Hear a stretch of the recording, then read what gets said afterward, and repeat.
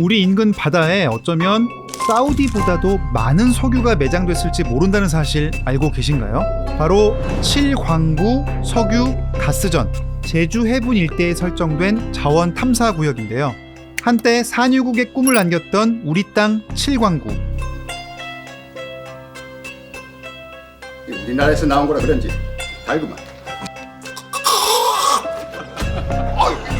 이거 기름맛 아닙니까 이거? 머지않아 일본과 중국에 빼앗길 위기에 처했다는 사실 알고 계신가요?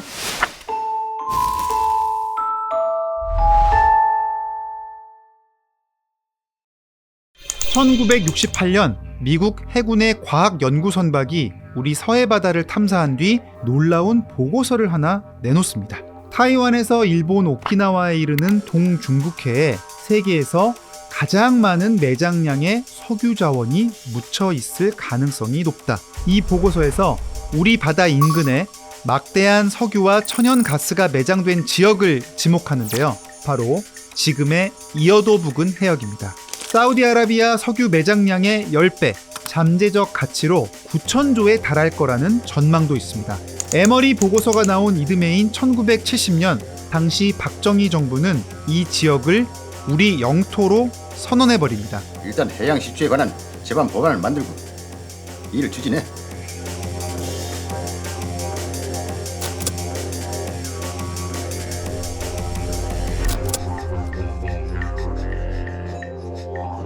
그러면서 지역에 번호를 붙여요. 자원 개발을 위해서 구역을 나눠놓은 거였는데요. 그래서 1광구부터 7광구까지 붙게 됐는데 바로 전문가들이 주목한 곳은 7광구였죠. 그런데 지도를 잘 보면 7광구 일본 쪽에 더 가깝습니다. 어떻게 이걸 우리 땅이라고 주장할 수 있을까?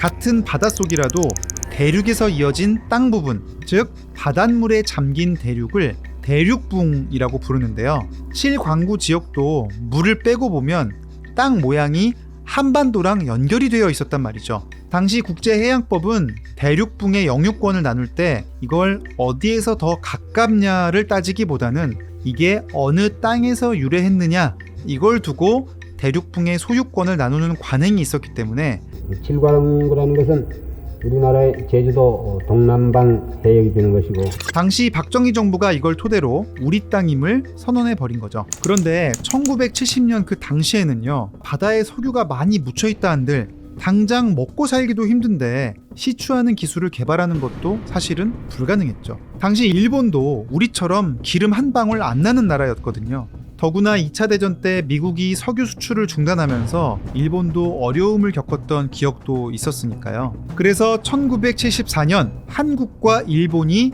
협약을 맺습니다. 이게 바로 한일 대륙붕 공동개발협정인데요. 50년 동안 한일이 공동개발하기로 합의를 해요. 그러면서 이 협정에 조항이 하나 들어갔는데요. 한국과 일본 어느 한쪽이 빠지면 개발은 불가능하다고 못을 박습니다. 우리 입장에서도 기술과 자본이 부족한 상황에서 일본이 선수 치는 걸 막기 위해서라도 이런 조항은 필요했겠죠. 한일 공동개발구역 협정은 1978년 발효되었고요. 50년 뒤인 2028년까지로 유효기간을 설정해 놨습니다.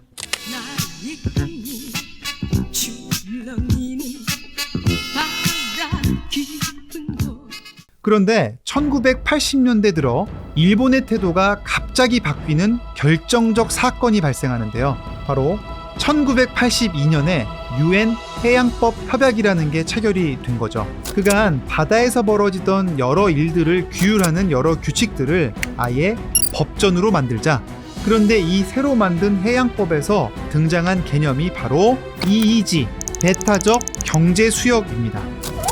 중공선 정성 명령 계속 실시 중에 있으나 정상하지 않음. 금을 못 버리게요. 금을 못 버리게. 我最后问你，你真的不知道这个海迹上不能作业的事？不知道，所以你不太清楚，所以在这里作业了，赖了。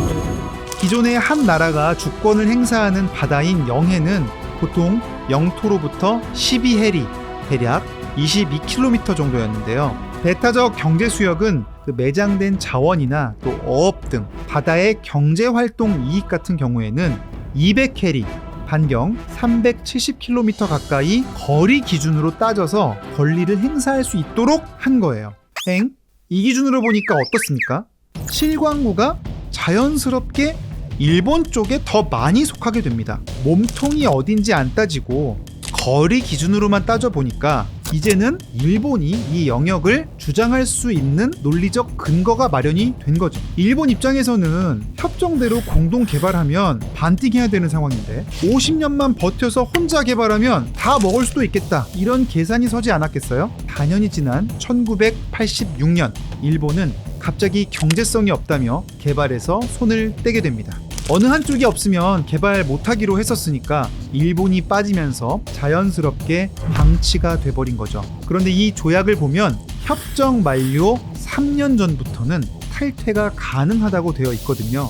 그래서 2025년 6월이면 일본은 이 조약에서 탈퇴할 수 있습니다. 이대로 협정이 종료될 경우 바뀐 국제해양법에 따라 7광구의 90%가량이 일본에 넘어갈 수도 있다, 이런 관측도 있는데요. 그런데 문제는 일본뿐이 아닙니다. 바로 이 바다가 우리가 볼 땐 서해지만 중국이 볼 땐 동중국해에 해당하기 때문입니다. 지금 중국은 이미 7광구 인근 자신의 해역 근처에서 가스전을 개발하고 있거든요. 만약 거리에 따라 바다의 영유권을 나눈다고 하면 한중일이 서로 겹치는 부분이 발생합니다.